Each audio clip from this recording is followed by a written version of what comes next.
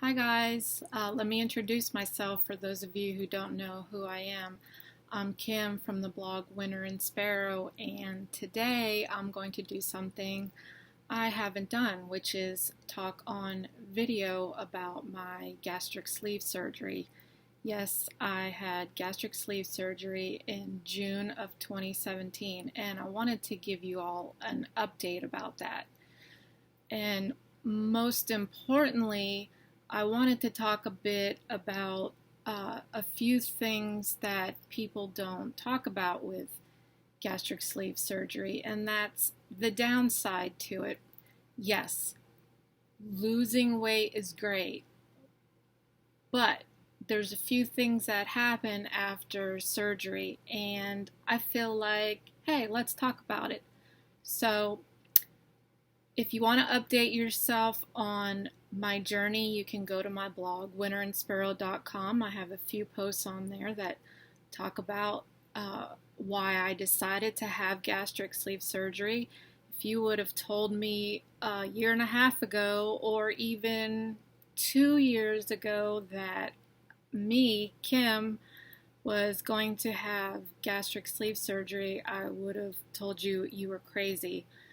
But it's been a life-changing experience in many ways, and I'm so glad I did it. But let's go ahead and let's talk about the downsides. But before that, we get to that, I want to show you a picture I found. This was from a trip to New York City. I was on a press trip, I think with Purina, but this was taken on the top of the rock, and I hope you can see it. But this is what I used to look like.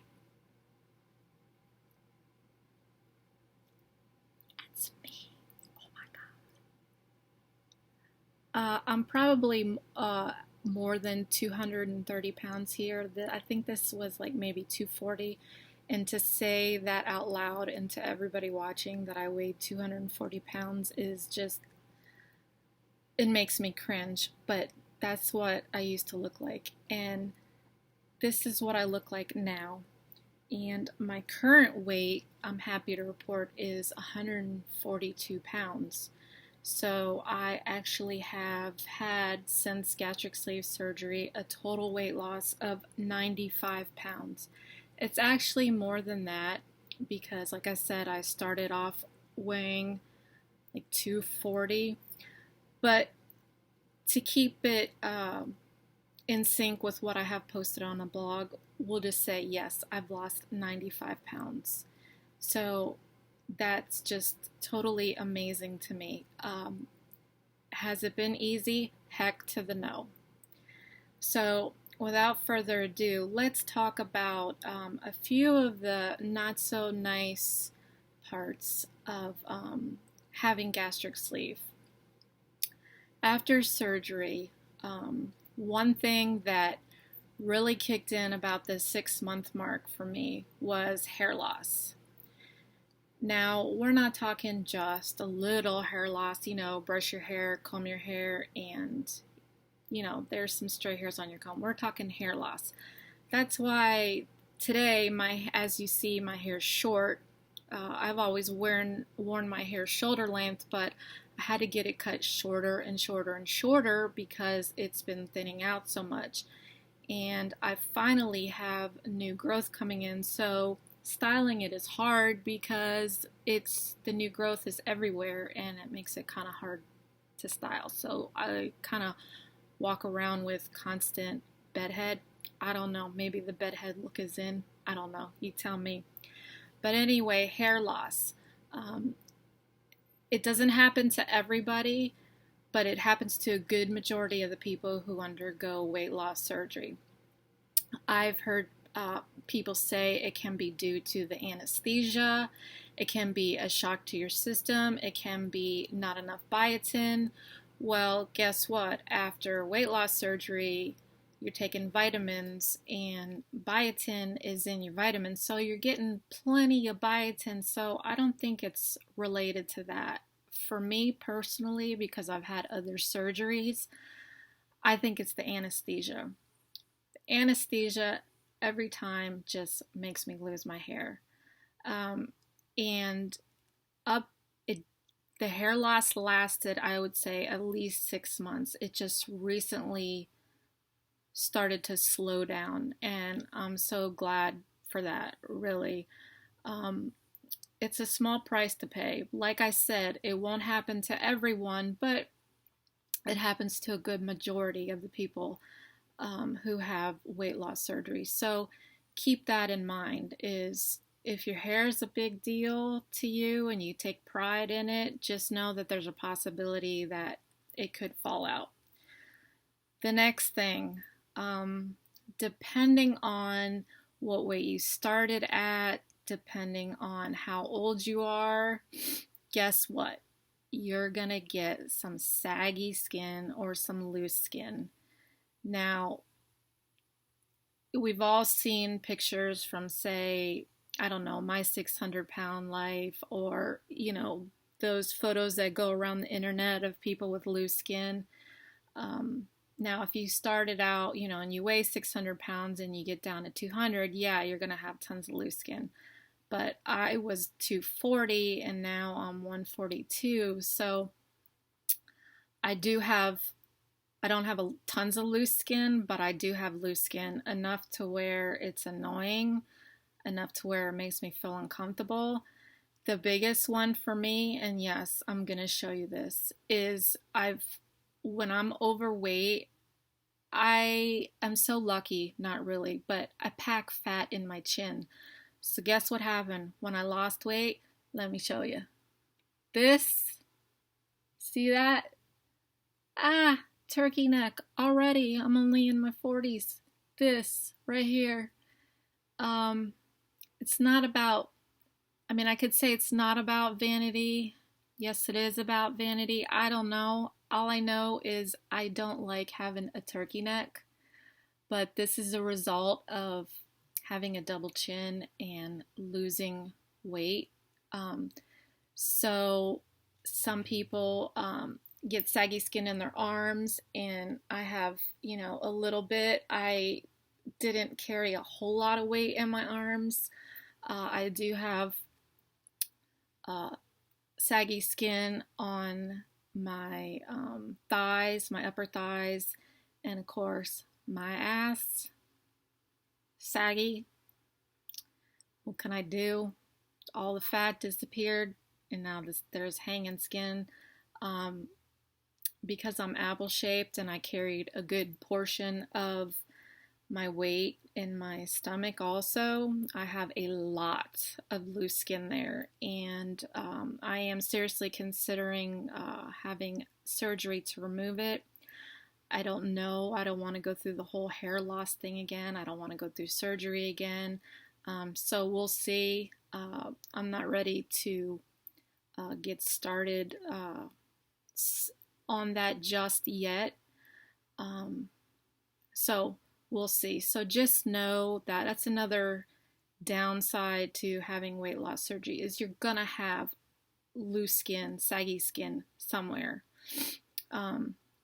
The other thing is how we all have people in our lives we've seen where they lose weight and you're like, man, she looks great. She lost a lot of weight, but she also looks like she aged. Well, that's because for those of us who were overweight, all that fat was plumping out our wrinkles. And in my case, I can see it. So I had a lot of fat in my face, and as I've lost weight, my skin has started to sag. You can see it. And I'm noticing wrinkles where I never noticed wrinkles before. So that's another downside. Once again, this will depend on your age. If you're in your 20s, maybe you'll be lucky. But for me, being in my 40s, not so lucky. As I got thinner, losing the fat, wasn't filling out those wrinkles anymore. So, hello wrinkles, yay. I don't know. I'll just say they're a mark of a life well lived, which they are. Each wrinkle tells a story, and I firmly believe that. And I don't have any plans to Botox or facelift or anything like that. Just not interested in that.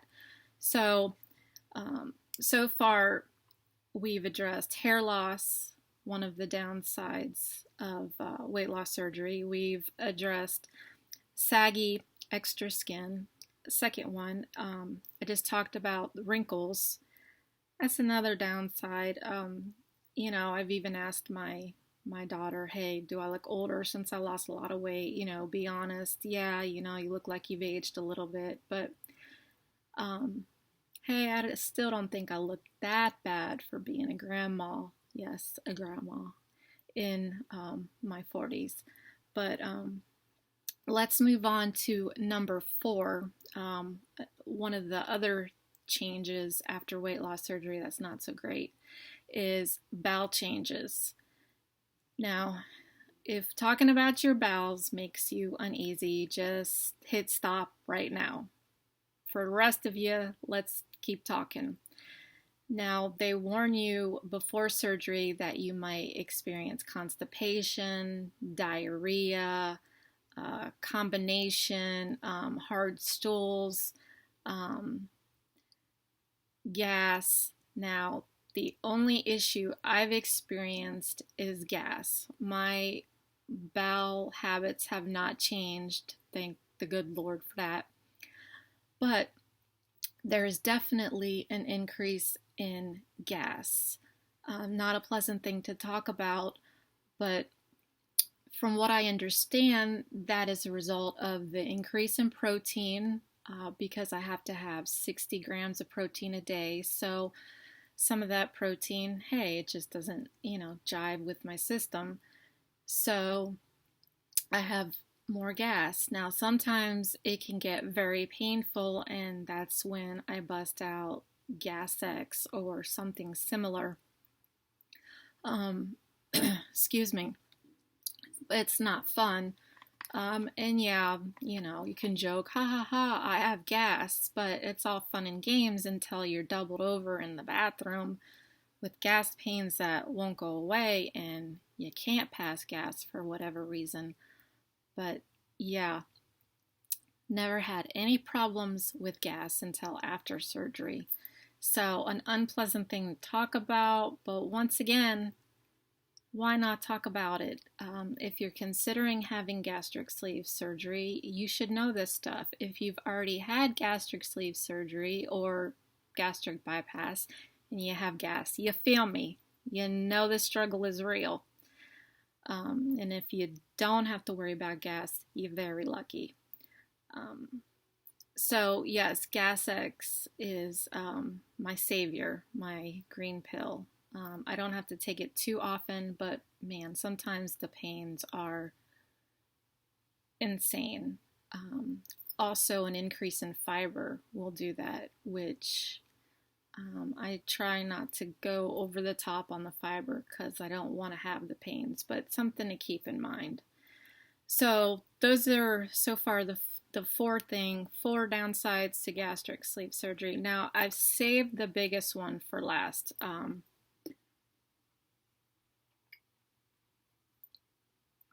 Sorry about that. I got something in my throat. Yeah, I'm drinking a protein shake, trying to get in my protein for the day. This is one of my favorites.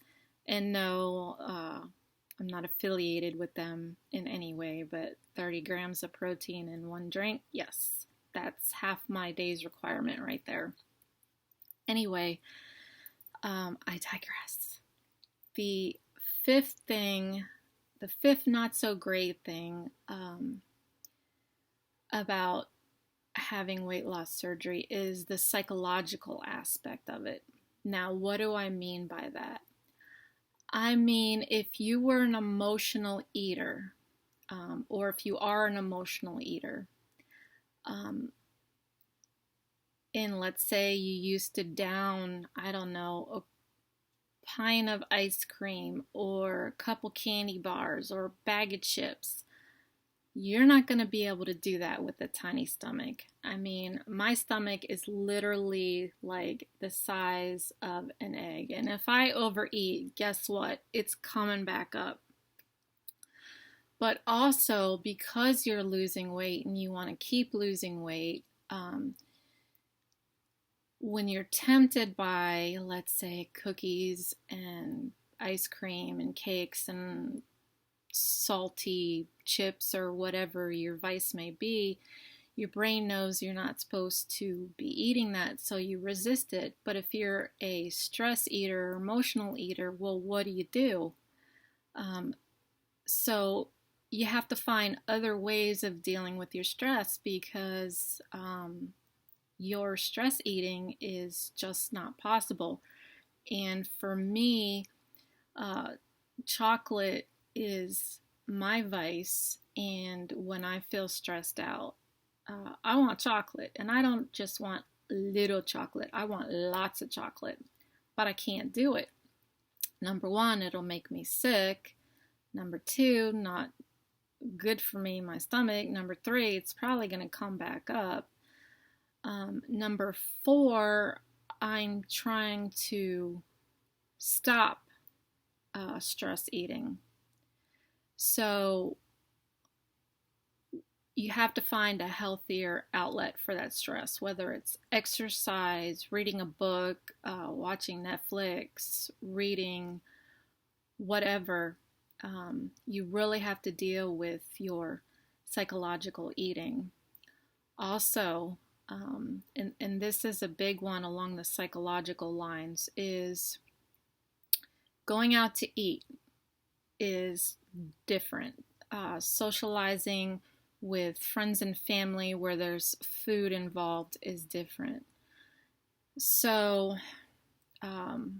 when you go out to eat for the first time after gastric sleeve surgery, you feel like you want to cry in a way. Well, at least I did, and I'm not a crier, but I wanted to order what I would order in the past, big restaurant portion sizes. Well, I can't eat chicken and dumplings anymore from Cracker Barrel, so I have to order something healthier, let's say a kid size hamburger with no bread. So, and I get full very quickly, so I don't know, half of the burger in and I'm already full. Meanwhile, my family is still eating and I'm sitting there done while everybody's still eating. And it's weird. It can feel uncomfortable because it's not what you're used to. I mean, that's what you do at a restaurant. You eat, and then you're full off half a burger, and then the waitress comes and asks about dessert, and even if you wanted to have dessert, you couldn't because there's no room in your stomach. So then you see your kid, your husband, significant other ordering dessert, and you can't have any. And there's a whole lot that goes on in your mind about, oh my God, I really want some. Why can't I have some? Sometimes you even ask yourself, why did I do this to myself? Of course, hopefully you're not asking yourself that too often, but socializing where there's food involved is totally different. So if you're aware of it, you can learn how to handle it.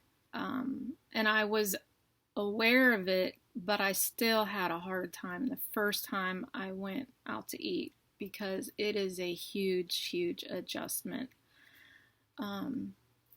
So I'll leave it at that. I could talk about more downsides, but those are the big five: hair loss, saggy, extra skin. Yes, I have a list. Bowel changes, number 3. Wrinkles, number 4. And then the psychological aspect, number 5. So for me, those are the top 5 downsides of having gastric sleeve surgery. So now that I've talked about those, and since this is my first time making a video about my gastric surgery, y'all can do me a favor. If you'd like me to make more videos, leave me a comment, hit that subscribe button, give me a share. If I feel like nobody's watching the videos, I probably won't make them. If you want me to make more videos, let me know by giving me a follow or a share or a comment. And you can also let me know what you want me to talk about on my next video. And I will also link to my gastric sleeve blog post somewhere around this video for your reference. So I hope you found this helpful, and I certainly hope you hit that subscribe button. So bye everybody. Thanks for watching. I appreciate it.